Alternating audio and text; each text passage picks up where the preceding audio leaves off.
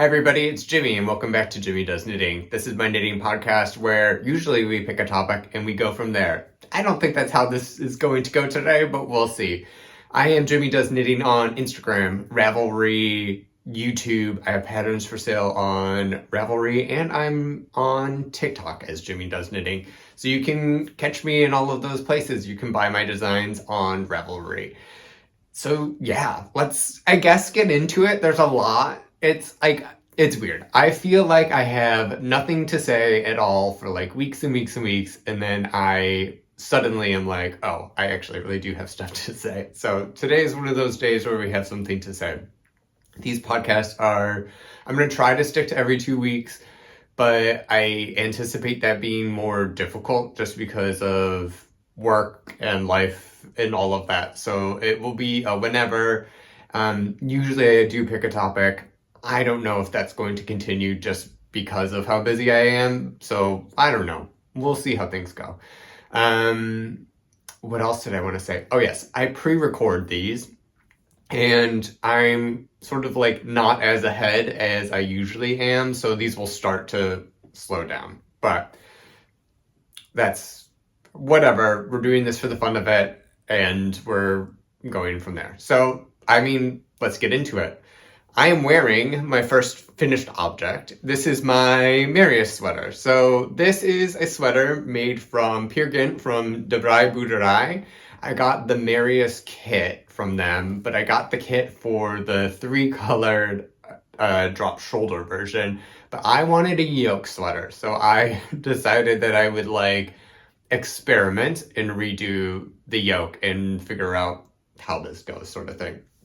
So this is like self-drafted, but I use the traditional Marius chart for this. You can see it looks pretty nice. I think I did an okay job. I didn't do a great job, but I did an okay job. I think that this was like a pattern that I wanted to publish or something. I would redo it, but for now, I think it's fine.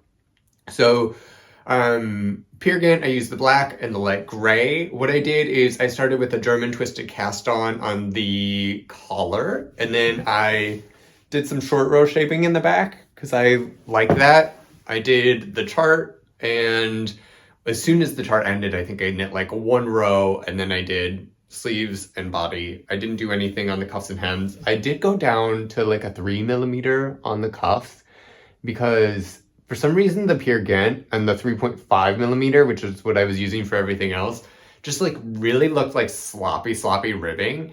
And I didn't like that. So the cuffs are a little bit tighter. I probably could have gone to a 3.25mm and been all right, but I went down to a 3mm, but I'm not mad at it. What did I do? So things that I would change is I think that I didn't cast on enough, or I did not cast on enough stitches for the neck. I think that it's just too, it fits all right. Nobody's really going to make much of a difference, but I think that I probably would have cast on like 4 or 5 more stitches just for the neck. And then the short rows, I also think I have like too many rows of short rows here. It fits me well, but I think that I would have moved them in other places. Another issue is I increased in these like black bands that are just, 2 rows of black stitches. And I sort of used guidelines from Roxanne Richardson, but I like the actual like proportions of it were a little weird because I had to do it in like multiples of 9 to keep in with the pattern and then like at certain points of it. And so it didn't work out great for me. It's fine. Is anybody going to notice this? No, it's fully me. But so I would have cast on more stitches for the neck, and then when I get to this point, I think that I have too many stitches because if you look at this flap, it kind of goes like really goes out, and I think that there are just too many stitches on the needles right here, and you can tell a little bit, not a whole lot, but a little bit that it's bunching some. So part of that was because of tension, but it has like a little bit, maybe you can see it in this angle a little bit more, It's a little bit of bunching. I think the tension evened out pretty well, but I just have too many stitches for my body at this point, and I think for the pattern.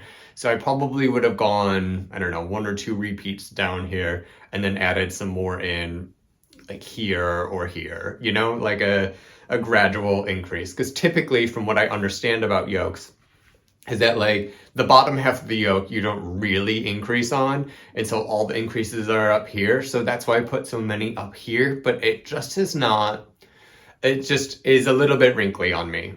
So I would change that, and I've written down numbers should I choose to reknit this about like better proportions, but overall it's all right. This is my first like self-drafted yoke piece. I used, as I said, the ring method, because you can either do it with rings and increase on the different points, or you can use like the wedge, which is like, you know, you see the patterns that kind of go like this. So I used that. It was an experiment. It's fine. And I actually really like this sweater. I wanted a Marius, and I was going to make one, and then I decided that I really wanted a yoke sweater. So this is the result of it. I'm quite happy. The tension here also is a little bit off. These are supposed to be points, but because of how far spaced these were, it looks a bit flat, which is a knitting error on my part. I didn't give enough slack in the yarn. You can see it. There's a point. Anyway, but overall, Pure Gynt, I like. This is my first time using it. It's 100% Norwegian wool. I think it feels great. It's quite affordable. I will definitely use it again for some other stuff. And yeah, and it's a fine yoke sweater. And I want more yoke sweaters in my collection because I think that it suits my body shape pretty well. I have pretty like slouchy shoulders, and yokes tend to go well with that.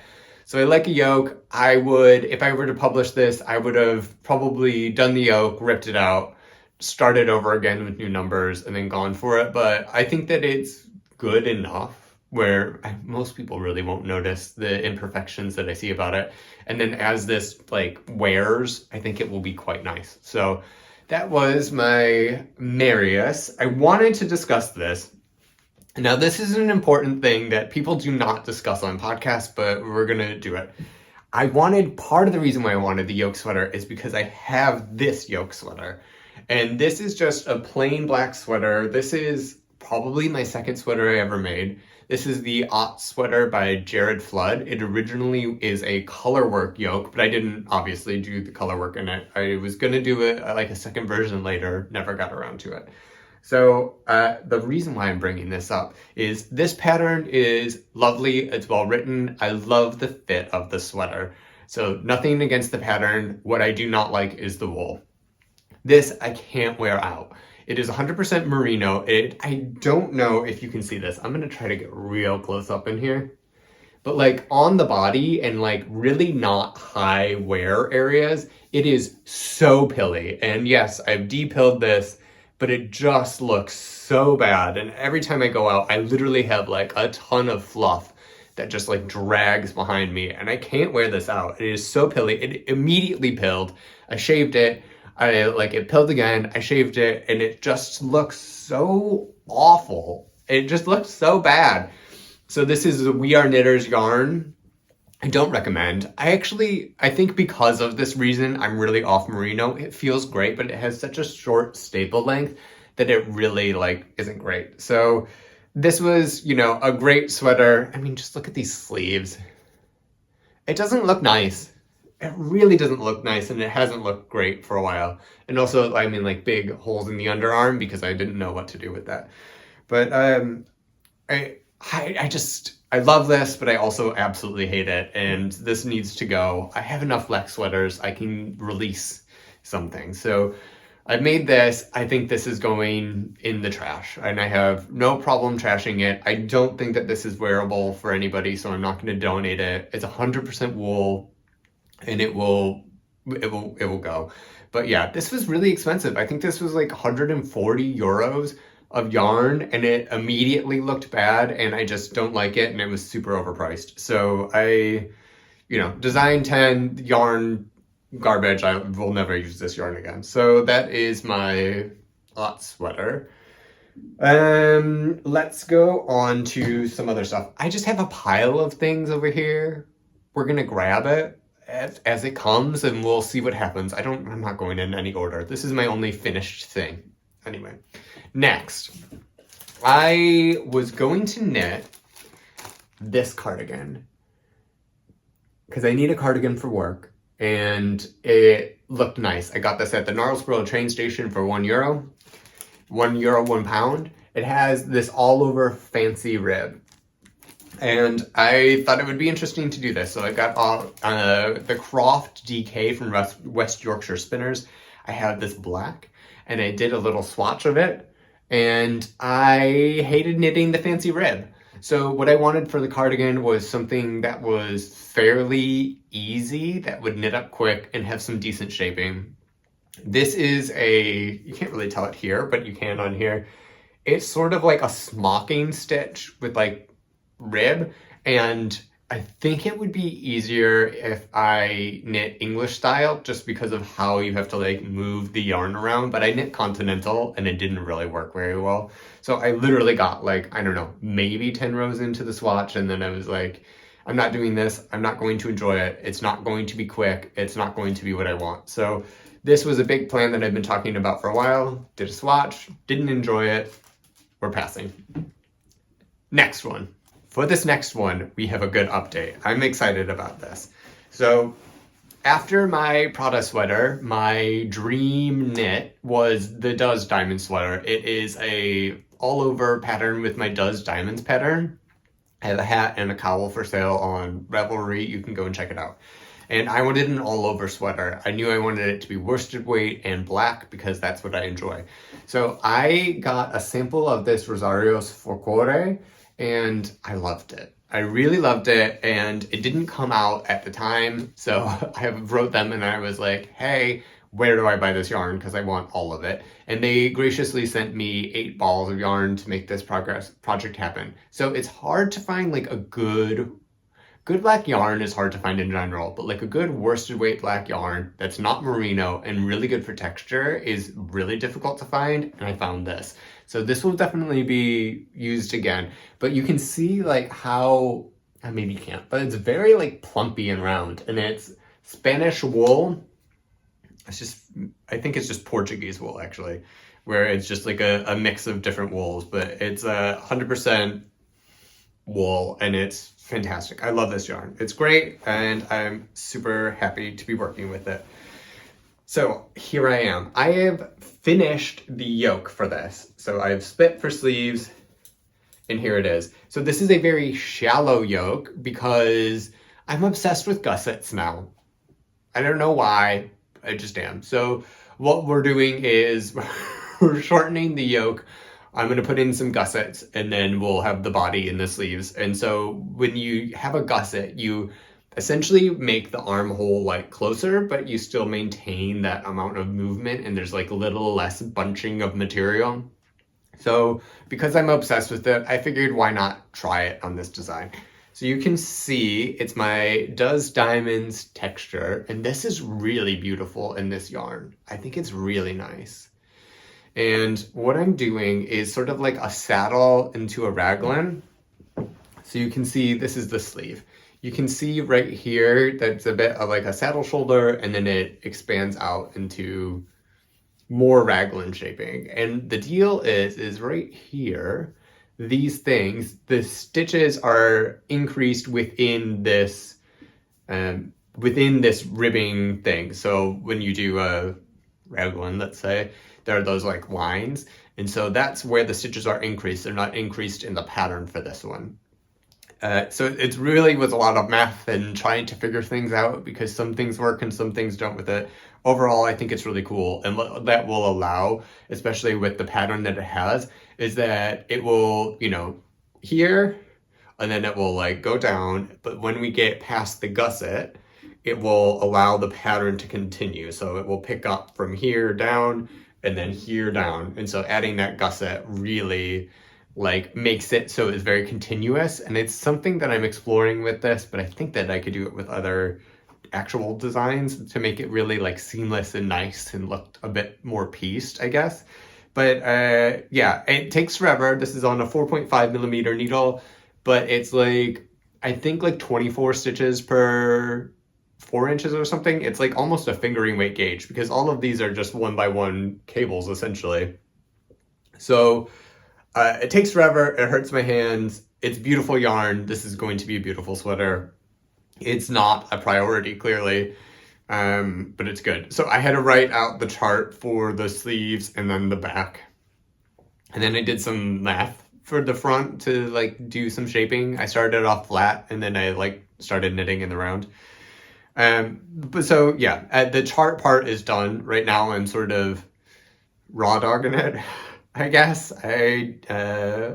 Yeah. So I'm just going on the body. The body's going to be, well, I have the gusset, but like it's essentially just going to be straight. And then same thing with the sleeves. I have to figure out how I want to do that, but it will be the gusset repeat. And then I'll do some decreases with that.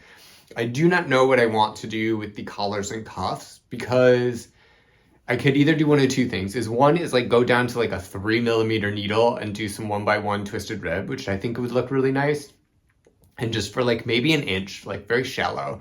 Or what I could do is what I did on my Hishi cardigan and or Hishi sweater and do the actual like this stitch pattern as the border and as the like the sleeves and stuff. But that just would mean that I would continue knitting until that point and then just bind off, which I don't know if I like or not. We'll see. But this is going to be beautiful. I've tried this on. It fits. It's a bit tight under the underarm. I think that will be all right. I will tighten up the collar, but then the weight of this it's thick. It's like a 1x1 cables. So that will weigh it down. So that's an update on my diamond sweater. Let's move on to the next one. This next one I've tried to pitch to magazines a couple of times and it never worked. But I'm calling this my Foxwood Hood. This is the same texture as my Foxwood Scarf. You can find my Foxwood Scarf on Ravelry. It's free. It's nice. But I wanted to make a hood out of it. And I have this Cascade 220 that has been in my stash. I was going to use the Cascade 220 for my Diamond sweater, but I used most of it for my mini season sweater by Ozetta, which is all over half fisherman's rib. Is it brioche? No, I think it's half fisherman's rib. It's a fantastic sweater. But I don't know. I had some left over and then I wanted to make a hood with it. And it's not really that exciting. I think some of the math on this is pretty cool, but it's just this all over texture. So if I were to wear it, I want this to be a little bit longer of a hood, like down to here. So there's a little bit more room. I think I'm going to put some drawstrings into it and then a little bit of, stuff over here. So we'll see. It won't be like balaclava. I want this to be hood. So when I'm wearing something like this, that I could have like a hood if it gets cold. That's the idea behind it. It's not that difficult to do. It's on 4.5mm needles. And yeah, I just think it's a really nice thing and it has like a really kind of easy but cool construction. So I've had this idea for a while. I think I'm going to write it up and publish it soon, something like that. But yeah, Cascade 220 in black. This is the worsted weight. I know it comes in a bunch of different weights. This is the worsted weight. And it will be a cute little hood. I did this for my travel knitting. So I went to Zurich last weekend and I needed something to bring with me, and this will come up a little bit later. And this is what I did. So this is basically one plane ride there, which was like a little over an hour, and a plane ride back. I don't really knit a whole lot when I travel. I like something, but I don't really knit. I only really knit on transport. So yeah, I did this. I don't think it will use up very much yarn either, so I'll have a lot leftovers. But this is my soon-to-be Foxwood Hood. We're moving into the test knit portion of this. I think that's how it kind of fizzled out. So I've ordered like 1,000 skeins of West Yorkshire spinners from the Wool Patch, Stuart, and I just have so much. So I had the sweaters quantity that I had for the Guernsey of the Croft DK. I have a black Croft DK, which I showed you for that swatch for the cardigan. I have a BFL fleece and this really cool like greeny yellowy color that I really enjoy. I have the Croft Aran in black, so that's like a worsted weight one. And then I have the Jacob's Fleece DK. And so this is their natural light gray. And this is nice. This is definitely a more woolly yarn. You can see there's a little bit of a halo. This is definitely not like merino soft, but it's a natural color. I really like it. It's 100% British wool. It's Jacob's fleece specifically. It's reared, sheared, and spun in Britain. 225 meters for 246 yards for 100 grams. And these come in 100 grams. So this is really nice. I like it. It's nice and rustic. Actually, let me get something. So I am not only interested in knitting, but I really like the fiber and like how it's spun and the content and like where it comes from and all this other stuff. So I have this fleece and fiber source book, which is really great. And then this down here in the bottom, this is your Jacob's fleece or your Jacob's sheep. And then they have really good examples of how it's like spun up and all the different variations and the colors. You can see the staple length, washed, unwashed, woven, and knitted and spun and stuff like that. So it has a really, really great resource. This is under the other sheep category, which means it's sort of been like bred with a couple of these different ones. I'm going to read a little bit from this. So it's named after the son of Laban from the Genesis in the Bible. They've been bred in England for several centuries. They have multicolored coats, usually in picturesque horns, and they have 2, 4, or 6 horns. Ooh, that's a lot of horns for a sheep. They're not known typically for their wool. They have bred them in the latest centuries to be more meat-based. They have a wide range of acceptable fiber qualities, and they just have different colors of fleece. I mean, there's more to it, but that's all I'm going to read for you. But it's super, super interesting. Oh, look at this other one. Horns. So, okay, that's the fleece and fiber source book of what it says. So anyway, this is the Jacob's fleece. We're done with this. Next, what I'm doing is I'm doing the Insh Test for the Creabea, and that is her.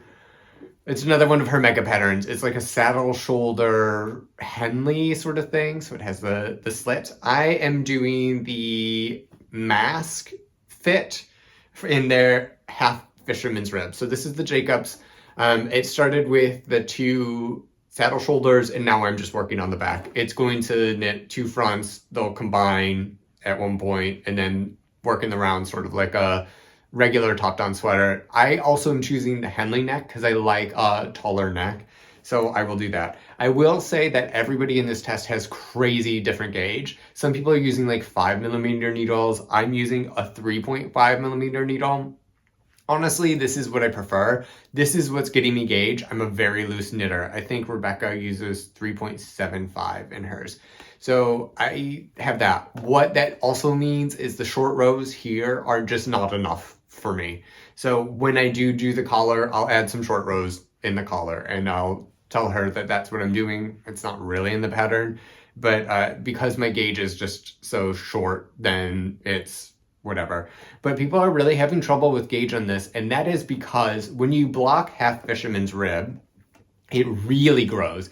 And when it is in a garment specifically, it grows even more. So like I anticipate getting, I don't know, 3 or 4 inches of length on this after blocking. I really expect it to get longer. Same thing with the sleeves. The sleeves not so much because they're not as heavy, but the body, I expect this to be long. So I'm knitting this almost cropped. And then when I block it, it will be fine. So when people are doing their swatches, they're getting what will be a different row gauge than what their final garment will be, because garments have weight, how it wears on your body, it changes, and this stitch grows so much that it really just makes a really big difference when it's in the final form versus the swatch form, even if the swatch is blocked. So that's what's happening with that. I'm just gonna, I'll knit everything a little shorter, is essentially what it's going to be. But I can do some math to calculate, like, okay, I have this many rows that I anticipated being, but, when you do a top, let me start over. When you do like a top down, they say like knit the yoke for X amount, and then you knit the body for X amount or to your preferred length. So what I'm going to do, because my row gauge is basically like not matching hers a lot, is I'm going to knit it a little bit shorter, and then I will do some math to decide how short that actually is. So when this thing is blocked and finished, then it will have the length of the yoke that's required. And then the body will also be something similar. So it will be a little bit different just because of how the fabric behaves, but that's what's happening. Because of how this yarn is spun and how toothy it is, I would expect this to grow, but not like a tremendous amount. Like if I was using a merino or a superwash, that thing is really going to grow. But because this yarn is almost like Velcro and it sort of like sticks to each other, this type of yarn adds structure to the garment, which is another reason why it's really good to be using in like a half fisherman's rib, because that way it sort of like sticks and it doesn't get so like shapeless as it goes. So yarn can actually add structure. I mean, there are some like seams, you know, the pickups right here.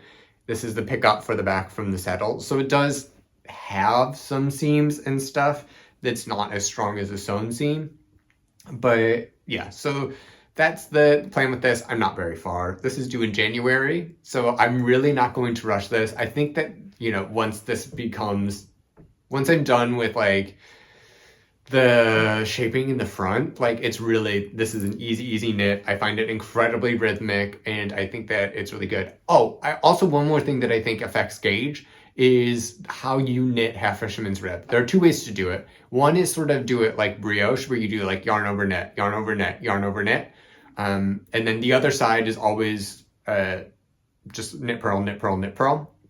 Or you can do it where you knit the one below and then purl, knit below, purl. I have a video of this. I have a tutorial about it on my YouTube page. You can go and check it out.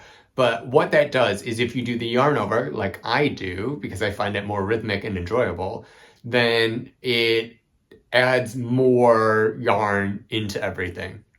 If you do the knit below, because you don't have that yarn over, you're essentially condensing those two stitches. So that will be a tighter gauge, which is probably why people need to size up a needle, than if you do it like me, which are adding the yarn overs, which means I will need to size down a needle. So that is, in general, something to take into consideration, is how you knit half fisherman's rib will also affect your gauge and how you get it. So that is that. Now, I am not one for test knitting a whole lot, like only on really like special pieces or something that I want. Part of the reason why I wanted to do this test knit is, one, to be honest, I get followers from doing test knits and stuff from Creabea. She's one of the few where I actually get some like payoff for it. So that is something to consider. I've knit a couple of her things, and I've test knit for her once before the kip sweater, which I actually really love. In Dutch, it means chicken, but it's just kip. I think it's, I don't know, something in Scotland, like all of her designs. I like that a lot. I wear it a ton. So I did that, but then I want to do this. And the reason why I want to do this is because I'm having issues with yet another garment and how it wears. And that is this one. This is the Lanark by the Creabea also. I like this sweater. I like it a lot. So the thing does not have to do anything with her design. When I knit this up, there was no like Masc version. So I did make some modifications on the length of the yoke, but since then I think she's put one in. Just for a little like side tangent before I get into this sweater, I appreciate that she's doing not necessarily unisex sizing. I tend to go for like a unisex size chart that I've just made up. But when, you know, part of the problem that male presenting knitters, male people that want like a male fitting garment have is that the proportions are different. Shoulders are typically wider, yoke depth is a little bit longer, and same thing with like body and sleeves. So those are the basic differences, let's say, but not comprehensive list. There can be bust shaping or waist shaping and stuff, which men typically don't want to have, or if they have waist shaping, it's to get more of that V, so they'll decrease as they go towards the hem or increase as they go up to the shoulder sort of thing.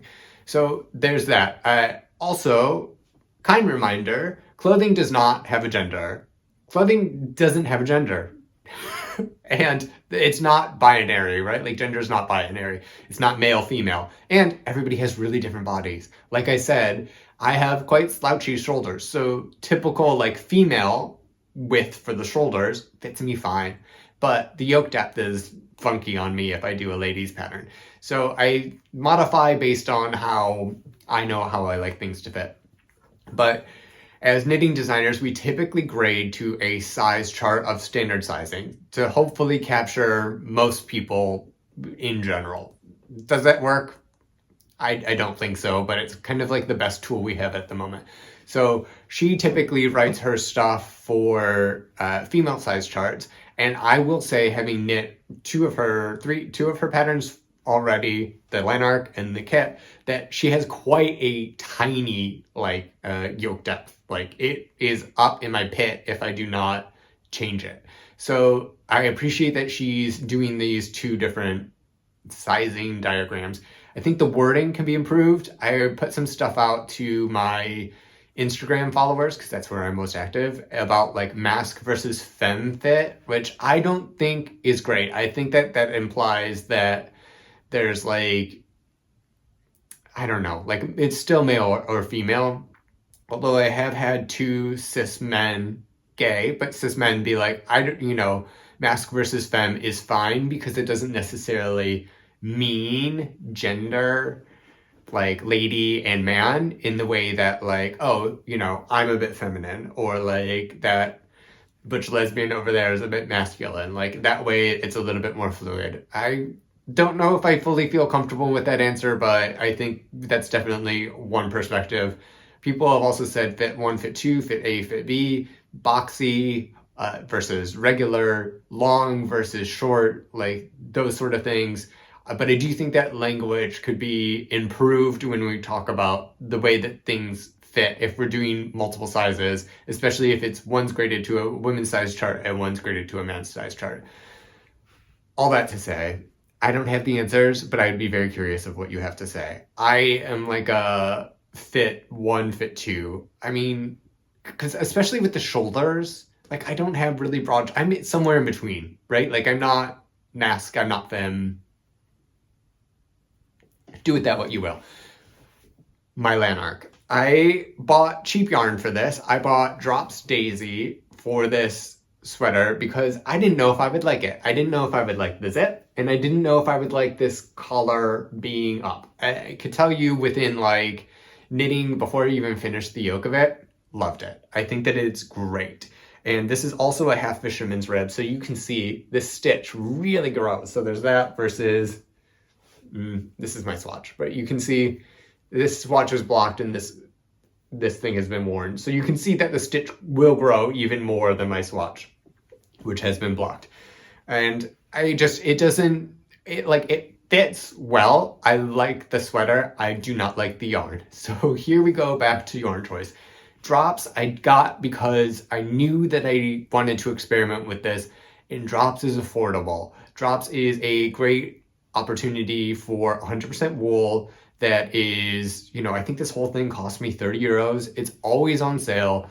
I think it's a great way to get a sweater that's natural and a good price. So there is a market for it, and I'm not going to rag on it too hard because of that. However, like my Otte sweater, this is not wearing well.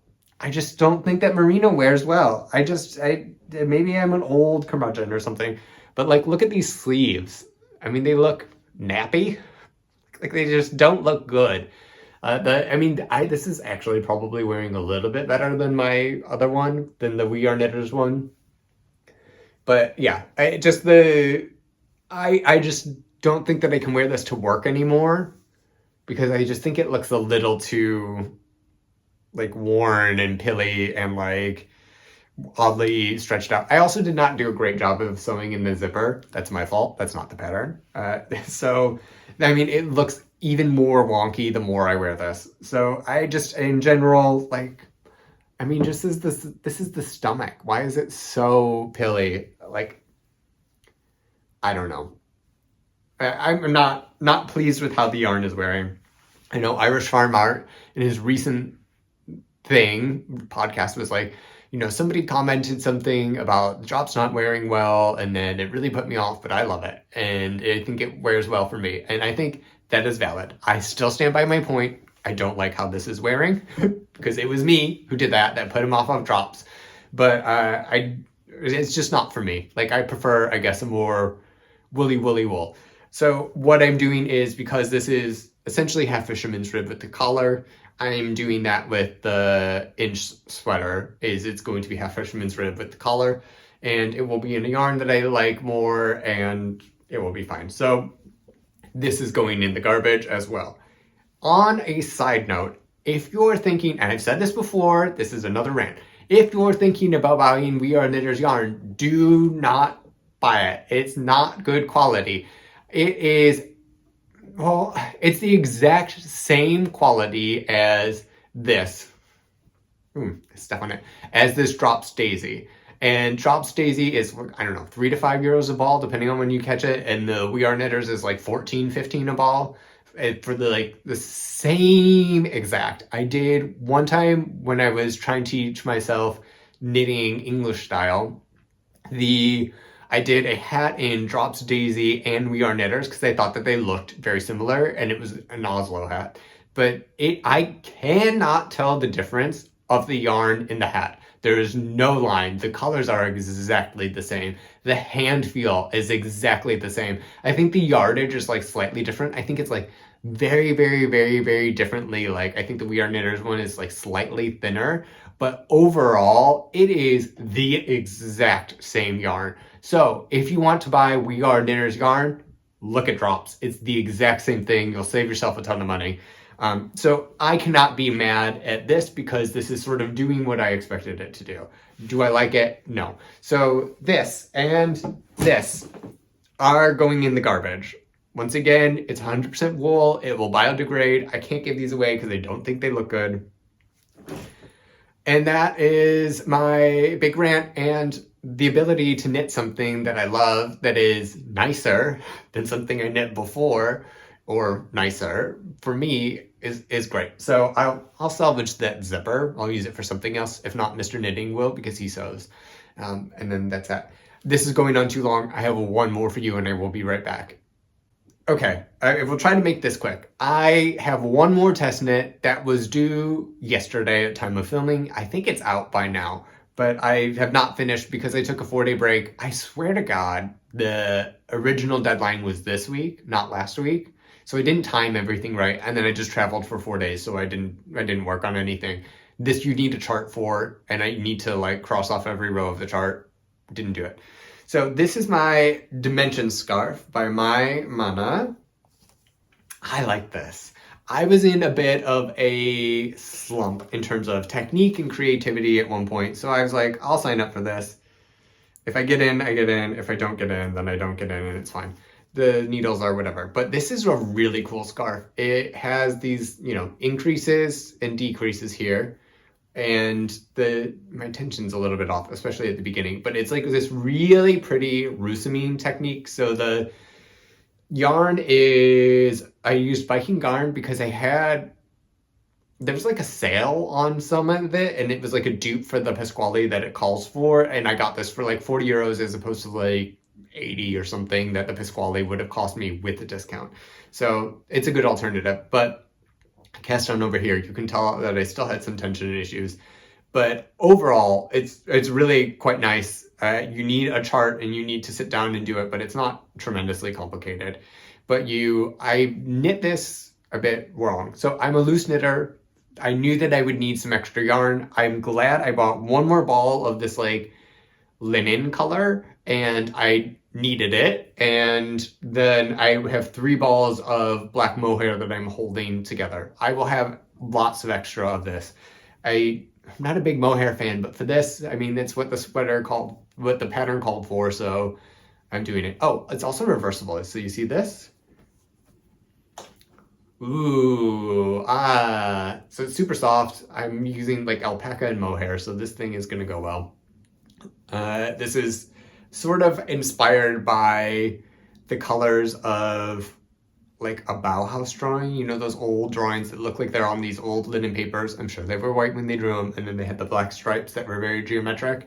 Like, that's sort of the vibe I was going for with this originally. And I think that if I wasn't testing this, I would use like Mondim and then maybe like a Rowan Kid silk for the color. So I have like a really nice, like warm color, and then like I can use a really bright sort of mohair, but that's not really what it called for the test, so I went with this color scheme.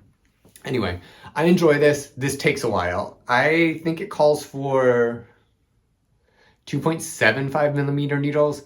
Because I'm a loose girl, I'm using my sock needles. These are 2.25s, and I'm still loose. So I mean, I'm sure that this is a very different size and gauge than it needed to be, especially with the Rusamine. It makes, I don't know, it makes it a little bit difficult for me keeping track of things. I normally don't block my things like with pinning them and stretching them, but this I will. This I will pin it out. I will try to stretch out this part, and then I want to make sure that the increase points, wherever they are, points like these, they're nice and sharp. So I will actually like block this to death so I get a nice thing. But I essentially need to finish this in like 2 days. So that is going to happen. I think I'm 50 rows off. I was doing 20 rows a day on this, but because of the travel, I just like missed the deadline. And I told her I'd still get it done before it's coming out, but like that's kind of what I'm gonna do. But yeah, so this will be done by next episode. I like it. I think it's really cool. I love her designs. It's really incredible what she does with stuff. I'll probably have the pattern link below so you can see the other testers, and yeah, we can go from there. But like, yeah, it's really nice. Should I have probably joined another test? No, I have stuff to do. Like, I have a lot coming up. I still need a black cardigan for work. Like, we can talk about all of this stuff later in a different episode because this is too long. But yeah, so that is it. That's all my knitting as of late. There will be some finished objects in the next one. There will be this. There will be the hood. There might be something else. I'm not really quite sure. There will also be things in the garbage that I showed you because we're done with them.